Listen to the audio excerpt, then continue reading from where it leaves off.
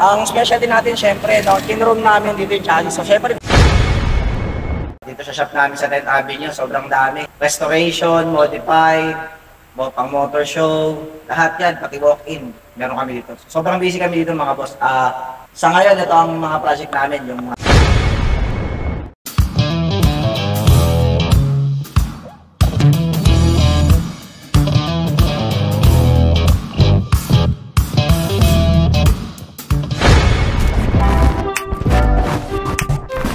Kamusta mga ka-modifier? Panibagong araw at panibagong buhay na naman po para sa ating lahat. Nandito tayo ngayon muli sa Caloocan. Mga ka-modifier, nandito tayo sa shop ni Sir Alan Works para interviewin at ipakita yung mga modified niyang motor. At syempre, mag-share na rin ng mga konting kaalaman regarding sa pagmamodify. Sa mga ka-modifier, tara, pasukin natin yung loob at makilala nyo na rin si Sir Alan. Let's go! So yung mga ka-modifier, nandito tayo ngayon sa shop ni Sir Alan at katabi ko ngayon si Sir Alan. Sir Alan, maaari ka ba magpakilala sa ating mga ka-modifier? Yan na, mga ka-modify, shoutout sa inyo. Ako po pala si Alan Works. Sir Alan, ano ba yung mga pinagkakabilan mo ngayon dito sa iyong shop? Dito sa shop namin sa 10th Avenue, sobrang dami. Restoration, modified, pang motor show, lahat yan, pati walk-in, meron kami dito. Sobrang busy kami dito mga boss. Sa ngayon, ito ang mga project namin, yung Hubless, Raider 1, saka yung NMAX na full setup na ko. Sir, pwede mo bang ipakita sa ating mga ka-modifier yung mga ginawa mo rito sa iyong modification na ginawa? Ito yung Raider na to, ang may-ari nito, taga-Antipolo. Ang trabaho niya, seaman siya, no? So, ito, ang ginamit namin ito is Hubless. Ito yung specialty natin. So, yun, kung makikita nyo, Hubless yan. So, naro-rolling namin yan kung kada may show. Tapos, nilalabas naman namin dito pagka maganda yung panahon. So, hindi talaga siya pang daily use eh. Ginagamit lang yan pagka may motor show. So, yun yung sa likod din, Hubless din. Yan. So, itong tambucho naman, gumamit din tayo ng modified dito na tambucho na dual. Then, full shifter na racing boy. Then, ang specialty ng Alan Works is chrome. Yan. Colored chrome, silver chrome. Yan ang ginagawa namin dito. Then, naglighten din kami ng kaha. Yan. Mga lighten niya. Then, syempre, yung hindi mawawala dyan, ito yung visors natin. Na modified visor din. So, ihira lang din halos ang meron yan. Kasi, mga pasadyayan na setup. Itong motor mo na to, sir, parang hango sa transformer? Oo, parang malapit to kay Optimus eh. Pero, meron na ako nagawa dating Optimus eh. Pero ito yung medyo hawig na kay Optimus to eh. Ang gusto kasi ni boss, yung customer namin ay blue-red combination ng code. So, yan yung nalabas eh. So, kaya pala kamukha siya ni Optimus Prime. Bukod dito, sir, meron ka pa bang ibang ginawang motor?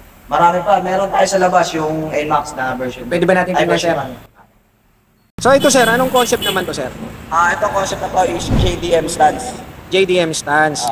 So ano naman mga modification na ginawa mo rito sa motor mo na to, sir?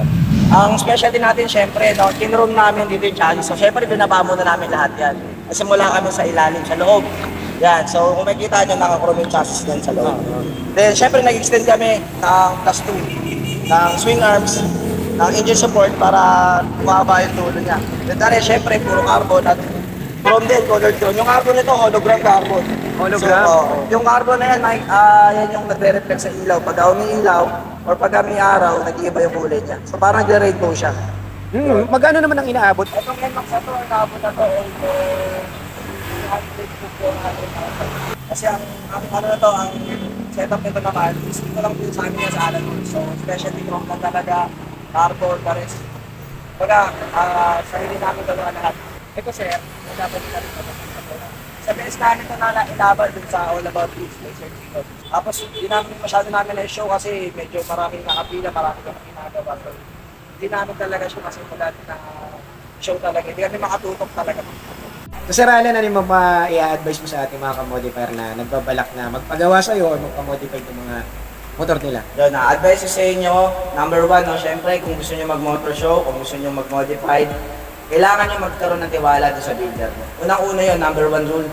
Kung ano yung gusto ng builder or kung ano yung gusto nyo, pag-usapan nyo. Pero the rest, sabihin nyo yung gusto nyo. Pero ang masusunod talaga dyan, mga bossing, yung builder. Kung gusto nyo sumali sa mga motor show, yung builder kasi may mga alam na yan. Kailangan natin silang sundin dun sa part na kung ano lang, kung ano lang gusto natin, kakabit natin. Kasi yun ang nagkakamali minsan sa mga motor show.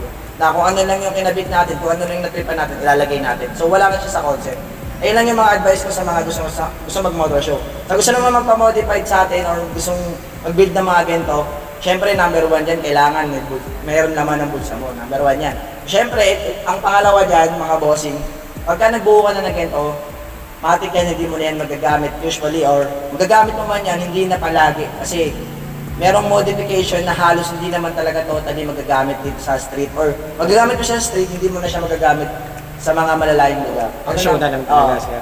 Sir Alan, saan ba matatagpuan itong shop mo? Dito ako sa 10th Avenue, Caloocan. So, search nyo ako sa Waze, search nyo lang OG Alan Works Customs. Tapat ako ng Orient Pearl Restaurant. Meron ka bang FB page, sir? Meron, Alan Works Customs. Yan, nakikita niyo ako doon. YouTube channel, sir? YouTube channel, Alan Works din, Alan Works Customs. So yun guys, supportahan niyo po si Sir Alan. Meron siyang YouTube at saka FB page. So supportahan po natin. Sir Alan, maraming salamat. Salamat po. Guys, nagmamadali na si Sir Alan. Aalis na to ngayon eh. Hindi.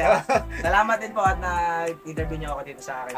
Maraming salamat, sir. At alam ko nagmamadali ka, pinagbigyan mo pa rin kami. Ayun, thank you, sir. Thank you. Salamat po. Salamat. I get down.